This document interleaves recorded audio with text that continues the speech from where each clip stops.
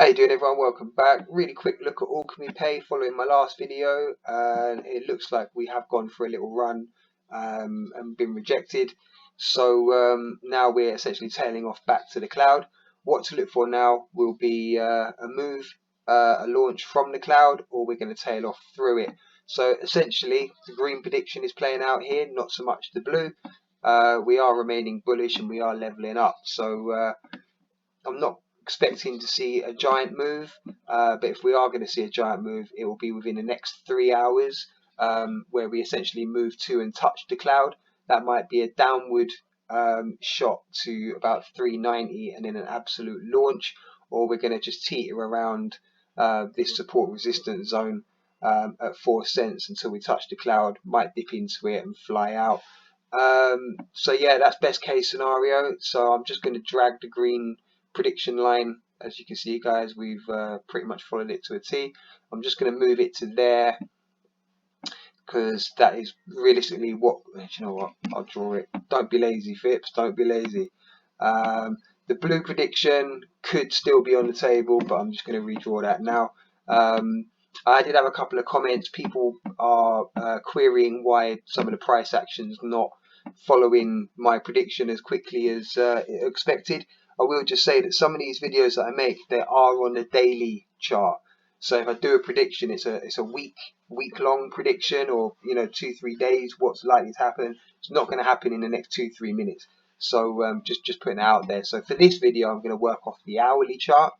And what do I expect to happen over the next couple of hours is that we're going to move to the cloud and we're going to have a bounce from it and a move higher. May not go up to 4.5, but that's kind of it might go higher actually, or we may get stopped at resistance zones such as. However, if we do launch and get rejected, essentially we're going to have a slow tail off back to a support zone before we have a level of continuation. So that's what I'm going to mark green, and I'm also going to copy it just so that the information is 100% clear for everyone, because I don't want you guys to feel that what I'm advising you is not accurate. So essentially, wherever we're stopped, we will have a tail off back to the next support zone or the cloud before we either continue. And I'm just going to draw a red prediction that wherever we tail off from, we may re-enter the cloud, lose support, and move back down to about 3.8 before a level of continuation. Now I can't see that playing out, so I'm putting it in red.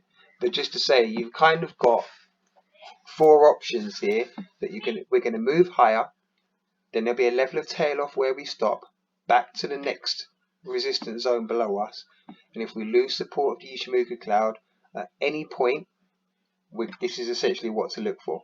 Alright, so the move can be afoot within the next couple of hours, or it could be the next couple of days. I am expecting us to have a break, and then from there, this is what you're going to expect to see. Alright, I hope that's clear.